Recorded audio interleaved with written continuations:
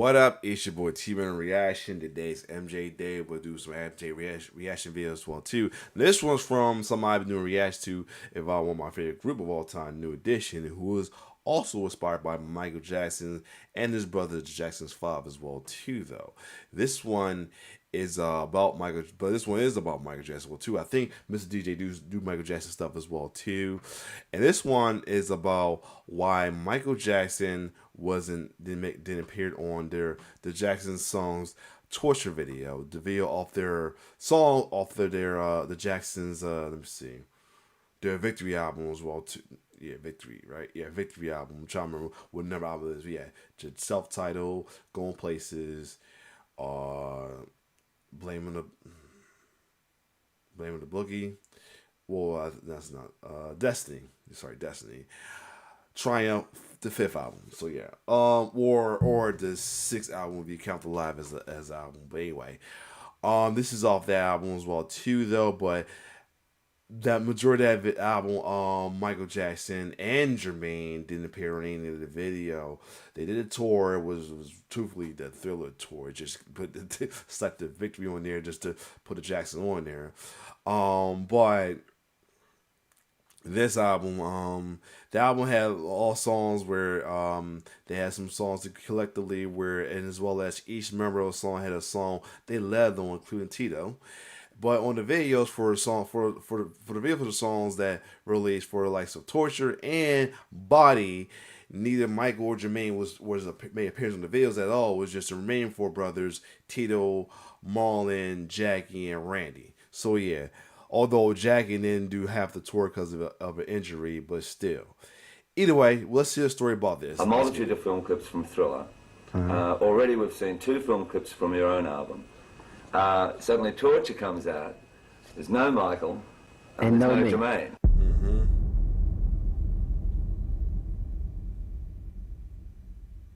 When we talk about Michael Jackson's music videos, more often than not we talk about Smooth Criminal, Black or White, Thriller, Bad, and Billie Jean, to name a few. But one music video in particular that has flown under the radar for 40 years is Torture, a 6.5-minute sci-fi horror short film that's famously known for featuring only 4 of the 6 Jackson brothers, while Michael and Jermaine were reportedly missing in action for different reasons. In this video, I'll be discussing the history leading up to the production and the reasons Michael Jackson ultimately wasn't in the video.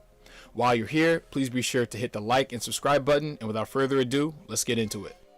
Following the release of Thriller, Michael Jackson had reached the pinnacle of success, fame, and fortune in the music industry. The album was supported by 7 singles, 3 of which were accompanied by short films. The first being Billie Jean, directed by Steve Barron. The second, Beat It, directed by Bob Giraldi. And finally, Thriller, directed by John Landis. The album's stratospheric success, the Jacksons' reunion at Motown 25, and his iconic performance of Billie Jean created the possibility of another Jacksons album and tour. The group would formally announce their reunion at Manhattan's Tavern on the Green, also announcing their next national tour that would follow the album's release. Visual media will be the main staple leading up to the release of Victory and the tour. The Jacksons released 2 Pepsi commercials, which would tease their first on-screen reunion since Triumph's Can You Feel It, directed by Bruce Gowers and Robert Abel. Jermaine would also release his 10th studio album, Dynamite, in April of 1984, and would take a page out of Michael's book and release a slew of music videos in promotion of it. Dynamite, Do What You Do, and When the Rain Begins to Fall, all of which were directed by Bob Giraldi. Just weeks before the Victory album, State of Shock was released as a single on June 18th, 1984, reaching number 3 on the Billboard Hot 100. Despite the song's success, no music video was shot to promote the song. Shortly thereafter, on July 2nd, Victory was released, and 4 days later, the Jacksons would embark on the Victory Tour, with their first 3 shows taking place in Kansas City at the Arrowhead Stadium. Hold a second.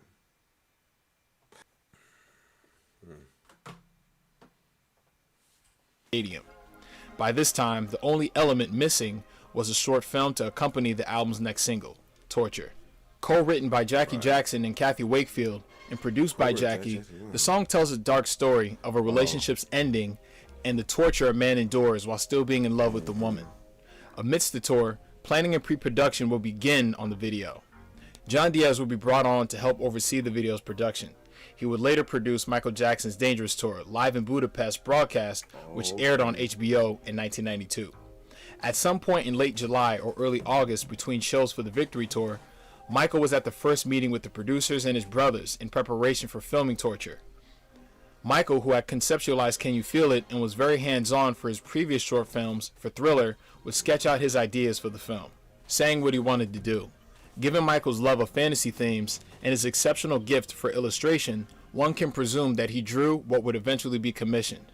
In my opinion, it has to be completely entertaining and have a sense of, a linear sense of continuity, as far as, I like having a beginning and a middle and an ending, so you could follow a story, and not just be a collage of images, you know. And sometimes that's great too. It depends on what the director has a visionary, what he sees really.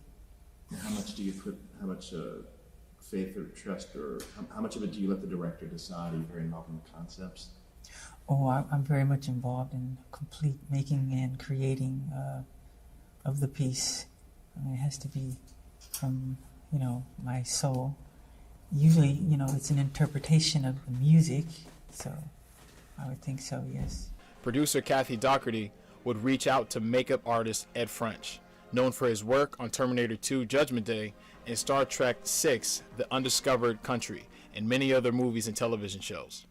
Just 2 days before Torture was to be shot, he was asked if he were able to create a character with a leering, toothy grin from ear to ear, a hand with a human eyeball growing out of its palm, a rock with a human face, and 3 people singing without faces.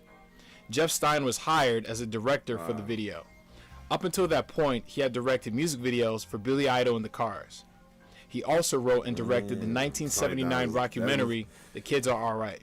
Picture Music International would house the production at Kaufman. That Torch video sounds like it's down his alley then, because like you see like any videos from like Billy Idol stuff like that, that's definitely down. Torture's down that alley for sure, yo. Astoria Studios in Queens, New York, where discussions would be had concerning the thematic direction for Torture. The initial vision for Torture had been a chamber of horrors in a similar vein of Thriller, changing to a more surreal, otherworldly funhouse instead. Art director Bryce Walmsley was hired to create the wall of oversized, movable plastic eyes, and Peter Wallach would be responsible for the stop-motion dancing skeletons.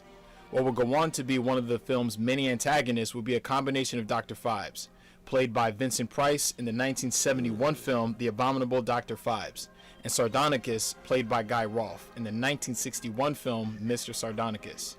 Another, which is seen very briefly, is The Geek, that takes inspiration from a disfigured character from Geek Maggot Bingo, a film released just 1 year prior.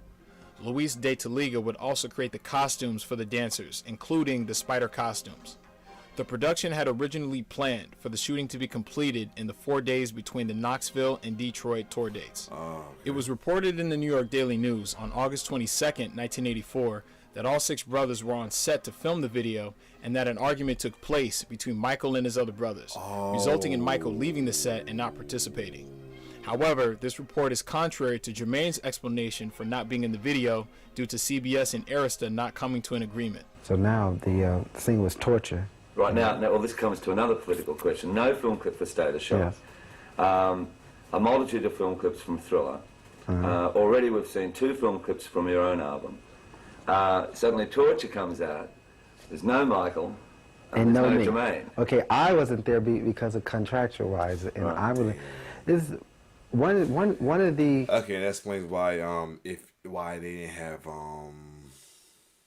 him as a 5th, and the 6th including with the hand point with the skeleton. They include the 5. The original 5, the Jacksons 5, which is Michael, Marlon, Tito, Jackie, and Randy as well too. Instead of the all 6 as well too. But yeah, that explains that as well too. So I can see that being the issue. The contract issue could be the issue right there. That sucks, but still, because this is at the because he already probably couldn't do it because Motown. Arista was really trying to do him dirty. So damn. Advantages of being with 2 different companies is I get a chance to, you know, go here and go there, jet over to Australia, jet over to London and do the things that I want to do. The disadvantage is when we get ready to sing together and maybe Walter Yetnikoff of CBS Records and maybe Clive Davis of Arista Records, maybe they may not have a good day on a certain day. So when they start talking, things, they can't get things together. That was, I guess, one of the reasons why we didn't do Tell Me I'm Not Dreaming as a single. Contractual-wise, it was just that it just wasn't worked out for me to do the video with them. I would have loved to have been in that video. As for Michael, production had anticipated his arrival as his complete costume wardrobe was there on set, as well as a film crew there to document the film shoot. What went on to be said in the media concerning Michael's absence was that he was busy with other obligations. An insider journalist who was following the Jacksons closely on tour would reach out to several people at Epic Records to find out the inside story. They all refused to comment. While Kenneth Reynolds from Arista Records said that he had been informed that Jermaine and Michael were expected to be in the video. But when he received a phone call from Jermaine, he found out that Jermaine was still in Los Angeles while the other four brothers were in New York filming. While production was almost finished, Michael would fly down to Disney World that Friday on the 24th of August instead. Wow. I believe Michael wasn't in the video for any of these several reasons. One, if we rewind back just 1 year prior, Michael, due to religious reasons, was prepared to scrap the entire Thriller video during post-production at the last minute. It was only due to Walter Yetnikoff's insistence on putting a disclaimer in the beginning of the video did it see the light of day. I believe Michael was fearful of the backlash from the Jehovah's Witness community due to Torture's dark theme and lyrics, and because of that, backed out at the last minute. Two, Torture was lacking in the same pre- and post-production time that videos like Beat It and Billie Jean and Thriller had. Overall production on Torture was rushed in order to meet a tight deadline. I don't believe Torture could have been fleshed out to its full potential with less than a month of planning in the midst of a national tour, which is contrary to Michael's perfectionism and thorough approach to his short films. Three, Michael was not... You cannot deny that the man, Michael Jackson, was a perfectionist. Like, if you see all his documentary, his concert videos, especially if you saw This Is It, man, that man is perfectionist. He don't want nothing. He want perfection. Damn near 100%. I say damn near. He might let a little bit slide, but damn near 100% is always to Michael, no matter what. I mean, that was his gift, and sometimes his curse at times as well too. So yeah. Let me keep going. Not involved with the selection of the video's choreographer. Initially, Perry Lister was selected and hired by Jackie, Marlon, Randy, and Tito to be the video's choreographer. However, upon the start of shooting, she would find that Paula Abdul, who was a dancer for the Los Angeles Lakers and was rumored to be dating Jackie at the time, was there as the video's choreographer instead. A first-time choreographer for a music video would later say that she was nervous and unsure how to choreograph moves for the Jacksons. The exposure from the video would catapult her career as a choreographer, going on to work with Janet Jackson just 2 years later. Having always handpicked the choreographers that he worked with, I highly doubt that Michael would co-sign a first-time choreographer for what would have been his most ambitious short film to date. When the song was recorded, Kathy Wakefield will say that Michael loved the direction of the song lyrically. Therefore, I believe he did in fact like the song in concept, which would have been in essence a continuation of what they had done years prior in Can You Feel It. As for Jermaine, I'm going to speculate that the real reason he opted to not be in the video was due to Michael not allowing Tell Me I'm Not Dreamin', which was a duet between the two, to be released as a single earlier that year. It would be reported in the media that it was CBS's decision, when in reality, Michael simply didn't want it out as a single. Because of that, Tell Me I'm Not Dreamin' would only make it to Billboard's Hot Dance Club Play chart, but was able to reach #1. Fortunately, it was performed regularly during Jermaine's solo set on the Victory Tour, with Michael returning to the stage for his verse. In response, when it came time to do the video, I believe Jermaine did the same thing. Production would unfortunately continue without Michael or Jermaine, with Marlon, Tito, and Randy shooting their scenes the first 3 days on August 13th through the 15th, while Jackie would complete his scenes that Friday into the next week. Jackie would stay behind since he was injured and unable to perform on tour. Also having a stand-in complete most of his action sequences. Although a specific dollar amount wasn't specified, I was wondering about most... that too, because I heard that he was still recovering from that injury during the video, because remember a pop-up video it mentioned that on there as well too. So yeah, Now, so I was wondering how he's able to do most of the stuff while he was injured, but I see he had to stand in to do some of his action scenes. That explains a lot right there. Expensive music videos of its time, ultimately bankrupting Picture Music International because of the large budget and ongoing shooting schedule. Torture had elaborate set designs, particularly the forbidding fortress pyramid set that was complete with sliding doors, a dungeon, and a sliding pipe organ. It showcased special visual effects ahead of its time, like the stop-motion dancing skeletons, the barrier Jackie walks into, and the villain's true identity being revealed at the end. The video will be infamous for featuring a waxed figurehead made in the image of Michael, wearing his actual sequin military costume and glove that he would have worn. Ultimately, Torture premiered on MTV on September 3rd, 1984, with Jackie as the video's lead. It would be poorly received due to the absence of the group's lead singers. The song itself, on the other hand, will perform well on the Billboard Hot 100, released as a single 1 month prior and peaking at number 17.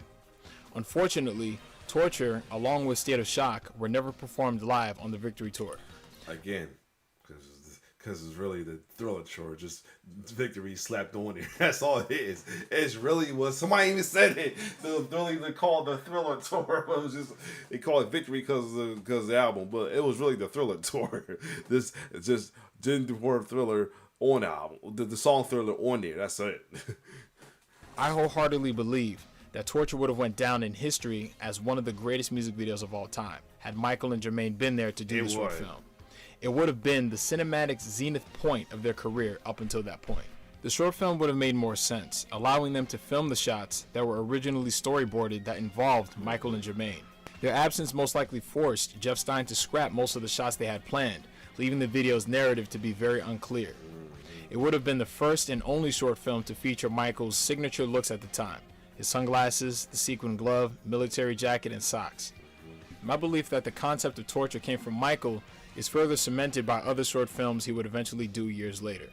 One being Captain EO, which has a similar narrative, a dark witch queen being transformed through the power of music and light, Angelica Houston's costume being similar to that of the lead singer in Torture, also whip warriors being used in Captain EO, and Michael's form of attack being to grab the whip to try to transform them. Although never stated, Michael's Pepsi Dreams commercial is very similar to that of Torture, with him being lured into following a woman down what appears to be a funhouse path, with a man standing before an entrance with an eye just above a blue light. And the woman Michael's pursuing dances in a very similar way to the woman in Torture. Who Is It was the song used for the commercial, which is also about the pain one endures following the end of a relationship. Michael would return to the horror genre with his film Ghosts, becoming a dancing skeleton, a visual effect accomplished by motion capture CGI, also similar to the moonwalking skeleton in Torture.